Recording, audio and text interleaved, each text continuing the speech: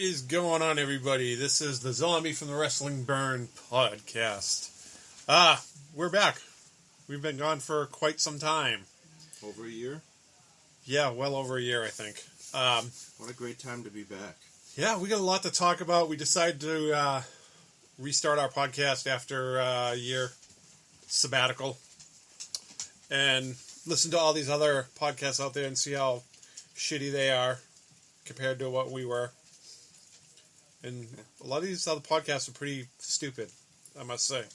Well, they're recaps. Yeah, I'm not digging all the recap podcasts or the podcasts of people just sitting there watching the show and talking about the show. It's kind of stupid. But let's discuss last night, because that was a great pay-per-view last night, but that's not being talked about. It wasn't dragged out. No, the matches weren't dragged out at all. Probably one bad match out of the 15 they had. Best match of the night was the tag match. Yeah, the Acclaimed are stars. The Acclaim match was probably the best match of the night. That's your future tag team. Which, in the middle of their media scrum last night, Tony Khan pretty much said there's going to be another one at Arthur Ashe Stadium. Which means they're winning the titles because they're from New York. Yeah. Well, he basically said, why from their hometown. Yeah. Okay, dog. My dog is trying to bash through the friggin' door. Yeah. Way to start a podcast, people. So, let's talk about Do you even call it a media scrum? Or just CM Punk being a bitch? I don't think that was necessary, unless they're using it as an angle for a future thing. It was uncalled for. But that whole media scrum, to me, they go in, they sit down, and he starts arguing basically with PT Wrestling how he's friends with Colt Cabana, and that just went from there. So basically, Punk's the one that started this whole thing. Punk No one even asked a question. He doesn't know how to let shit go. So it seemed to me that he was Grumpy? yeah, kind of a douche. I could see why he left the WWE, because he turned it toxic. And it seems like that's what he's doing with AEW. He's turning the backstage toxic. It started out as friends and family backstage. Now it's turning into, you're bringing all these WWE guys over, and they're poisoning the waters. I get if that was a work if Cabana wasn't brought up. You're bringing up personal issues that happened 10 years ago. And you're bringing up Cabana's mother. Yeah, and you brought up her name. Yeah. What is your problem? Yeah, it seems to me that he's the one that can't let things go. But if this is a giant work to turn him heel and turn MJF face and turn in a way, the fans turned. Yeah. And I'm wondering if that's what they saw, and I'm wondering if that's... But you don't bring up personal issues.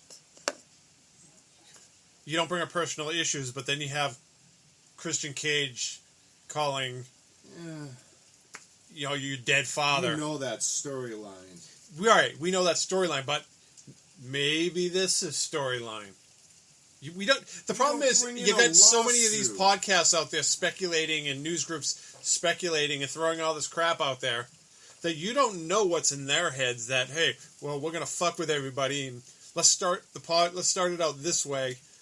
Him and Cabana could have already worked things out. No. Mm-mm. You don't know that, though. No.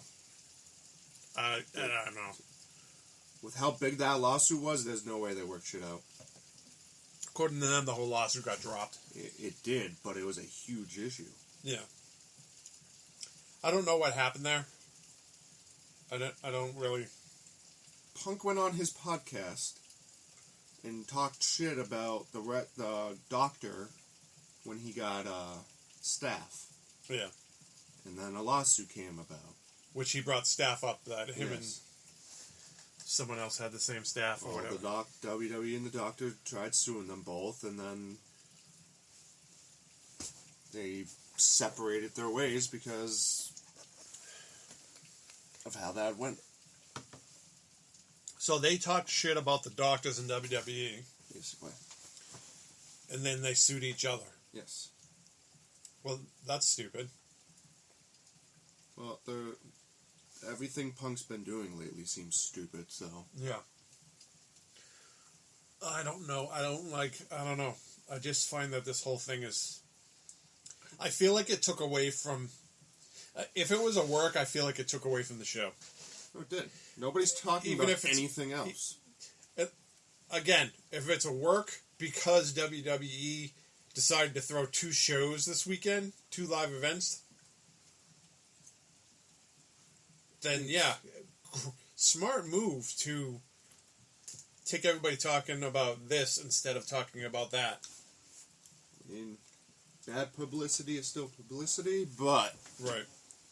now you're just showing that your locker room is So, beyond I got a question. toxic. So, All Elite today, I think Being they'll Elite. have video of that.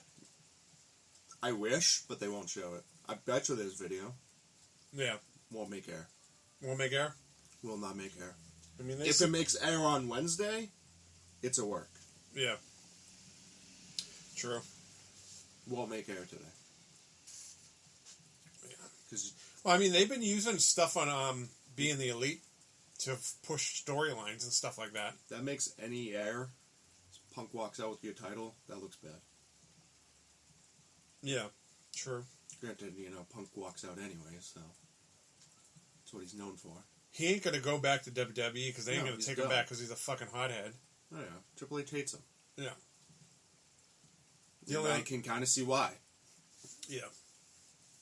You go and attack your EVPs, the guys who made the company you work for. Oh, I'm $1 million draw. Who gives a fuck? It's only money, douchebag.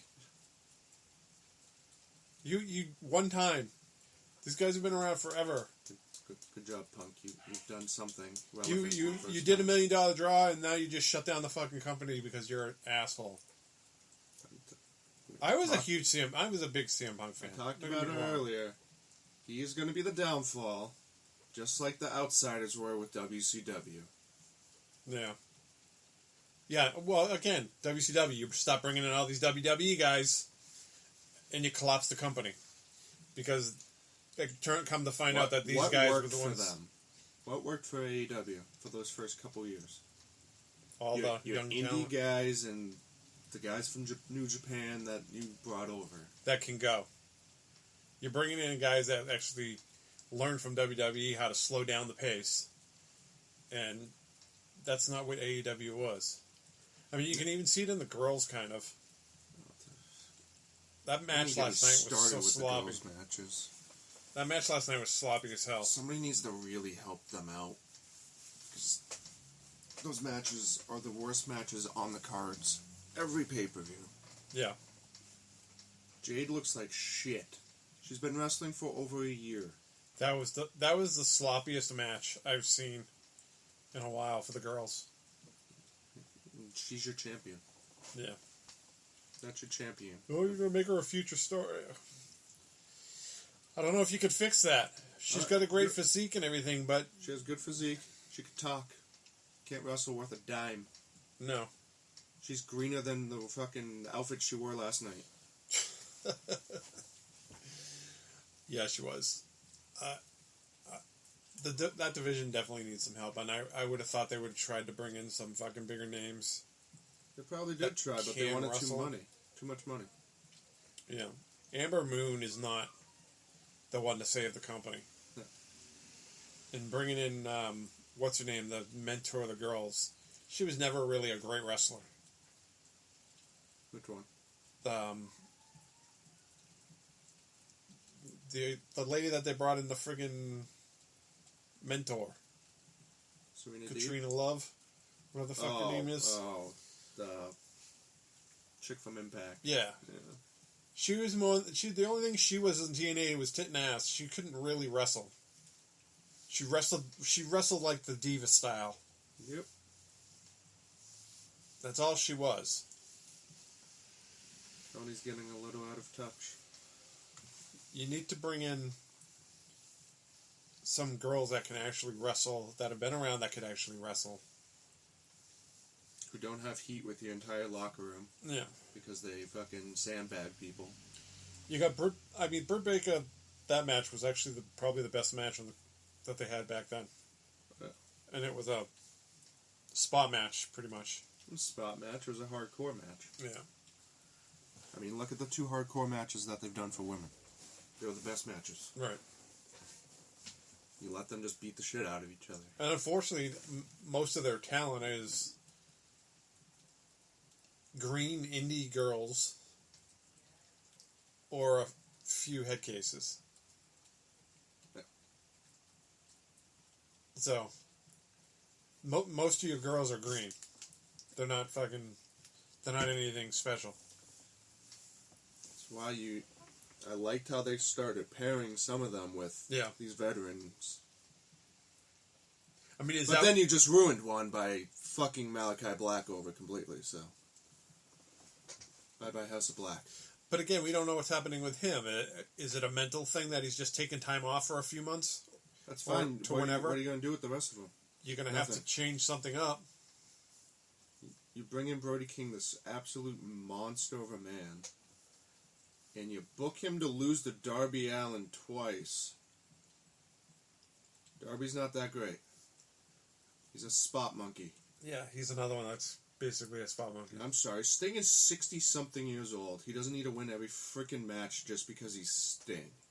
Yeah. Get out of the goddamn 90s. It's great that he brought him as a mentor, which is great. Huh. But, yeah, like Matt Hardy. You're losing to... You make the House of Black look like a bunch of bitches. And I feel like this is the same thing they did with Bray Wyatt. No, yeah, it's the same thing. You made... This mystical character. Probably your biggest draw, you made fucking look like a total joke when he lost to Goldberg in 2 seconds.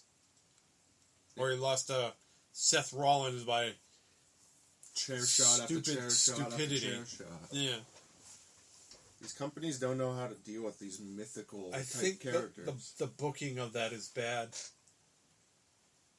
I mean, we saw that in the pre-show last night, that the booking of some of those matches were... The Eddie Kingston match was just stupid. Chop fest? Yeah, it was just chop fest. Yeah, the dude pussed out of his arm at least. Yeah. That was just... That was a match that just shouldn't have taken place. It was just dumb. I mean, 15 matches on a card isn't necessary. No. You're going to have that many matches. Make more pay-per-views. If you're going to do a pay-per-view should be meant for the title shots and feuds. Yeah. Not just throw a match together. I mean, Hobbs, what's his name match? Ricky Starks, that's a pre-show match. That was a pre-show match. That match ended in what, like 5 seconds? Christian Jack Perry. That could have been a pre-show match with how quick that match ended. Yeah. So we're going to have this match and we're just going to have him turn on him and over. The match is done like that. So who are you going to bring in now? So they were either overextended for that match or if someone was hurt. Christian might have torn triceps. Yeah. So he actually really couldn't wrestle. He's pulling the edge. Yep. Torn triceps. Anyways, back to Punk. He blows. Don't like him anymore. I think he's a bitch. I was a huge fan of CM Punk. Everybody was. But when you're going to be a hypocrite and call people out for going into business for themselves, and that's what you do during a fucking live media scrum. What goes through your head? I really hope it's a work, but I don't think it is. No. Punk's ego's too big for that to be a work. The way he's sitting there fucking drinking his drinks and drinking his waters, or whatever the hell they were, like they were fucking alcohol. Waters. And eating